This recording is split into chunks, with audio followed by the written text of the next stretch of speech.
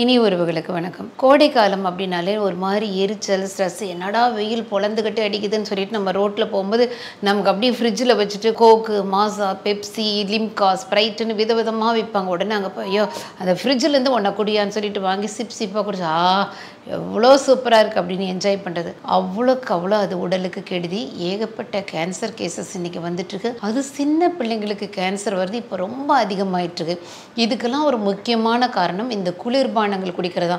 நானும் குளிர்பானங்கள் ஒரு வருஷத்துக்கு ஒரு தடவை கூட குடிக்கவே மாட்டேன். அதுவும் இப்போ எங்கேயாவது போன வீடுகளில் ஒரு கெட்ட பழக்கம் என்னென்னா, வீடுகளுக்கு யாராவது விருந்தினர் வந்தாங்கன்னா ஜூஸ் குடிக்கிறீங்களா அப்படின்னு நமக்கு ஏதோ தர்பூசணி, மோர், கடைசிக்கு அந்த காலத்துலேருந்து இந்த எலுமிச்சை ஜூஸ் போட்டு கொடுப்பாங்க. அப்படி ஏதாவது தருவாங்கன்னு பார்த்தீங்கன்னா மாசா, ஃபேண்டா அப்படின்னு சொல்லிட்டு நல்ல 2 லிட்டர் பாட்டில் வாங்கி வச்சு எல்லாருக்கும் அதை கொடுக்குறாங்க. இது மிக மிக தவறான பழக்கம். நம்மளும் கெட்டு பிறரையும் கெடுத்து நம்ம குடும்பத்தினரையும் கெடுத்து இந்த பழக்கமே வேண்டாம். ஒரு நாளும் எந்த கொளுத்துற வெயிலையும் கூல்ட்ரிங்க்ஸ் ஒன்று கூட வாங்க மாட்டேன்னு, அதே மாதிரி என்னை தேடி வரவங்களுக்கு ஒரு நாளும் கூல்ட்ரிங்க்ஸ் வாங்கி கொடுக்க மாட்டேன்னு ஒரு சங்கல்படுங்க. சரி அப்போ என்ன தாங்க குடிக்கிறது அப்படின்னு சொன்னால் இருக்கவே இருக்கு. உங்களுக்கு தெரியும், இளநீ, பதினி கிடைக்கிறது ரொம்ப கஷ்டம். நொங்கு, இந்த இளநீ, நொங்கு, இளநியோட வழுக்க இதை நிறையா சாப்பிடுங்க. வீட்டுக்கு போனால் மோர் கொடுக்க சொல்லுங்கள். நீங்கள் உங்கள் மனைவி, உங்கள் அம்மா நீங்கள் செஞ்ச தயிரில் மோர் பண்ணி அந்த மோரை நிறைய ஒரு மண்பானையில் போட்டு வச்சு போகிறப்ப வரப்பெல்லாம் மோராக குடிங்க.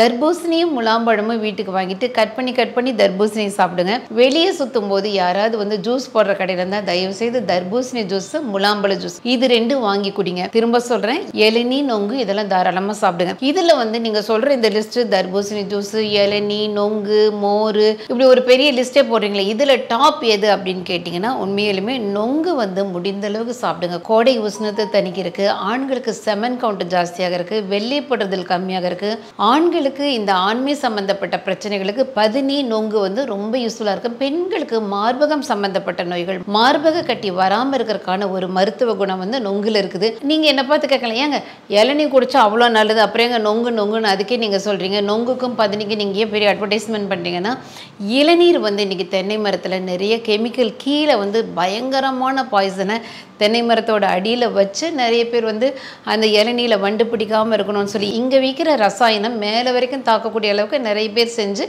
இளநீர் நிறைய கெமிக்கல் வைக்கப்பட்டதும் வருது. நான் எல்லாத்தையுமே சொல்லலை. அப்படின்னாலுமே நீங்கள் கூல்ட்ரிங்க்ஸ் குடிக்கிறத விட இதை தாராளமாக குடிக்கலாம். ஆனால் பனை மரத்தின் கீழே என்ன கெமிக்கல் வைக்கிறதோ, ஹைபிரிட் பண்ணுறதோ, இந்த எந்த விதமான மாற்றங்களும் செய்யப்படாத அப்படி ஆர்கானிக்காக நம்ம கையில் கிடைக்கக்கூடிய ஒரு தாய்ப்பாலை போன்ற ஒரு உணவு. அதனால தான் தைரியமாக நம்ம நொங்கு சாப்பிடலாம். நிறைய வியாபாரிகள் இளநிக்குள்ள நொங்கு கட் பண்ணி போட்டெல்லாம் கொடுப்பாங்க. அப்படிலாம் கொடுத்தா தைரியமாக வாங்கி குடிங்க. மோருக்குள்ள சோத்து கத்தாலை போட்டு விற்கிறாங்க, தாராளம் குடிங்க. அதே மாதிரி உங்களுக்கு சூட்டு கப்பலம், வேர்க்குரு இந்த மாதிரிலாம் நிறைய வந்துச்சுன்னா அந்த நொங்கு தோலை பத்திரமா வச்சுட்டு அதை அந்த தோலை எடுத்து உள்பகுதியை அந்த வலுவலுப்பு பகுதியை முகத்தில் படுற மாதிரி வீட்டுக்கு போய் நல்லா இப்படி தேய்ச்சிட்டு நீங்கள் கொஞ்ச நேரம் உட்காந்துட்டு அரை மணி நேரம் கழித்து வெறும் தண்ணியில் முகத்தை கழுவுங்க. அந்த வேர்க்குரெல்லாம் கொஞ்சம் கொஞ்சமாக மறைஞ்சிரும். சின்ன நொங்கு, எலசான நொங்குன்னா அந்த தோலோடு சாப்பிட்றது ரொம்ப நல்லது. தோலில் அத்தனை மருத்துவ குணங்கள் இருக்குது.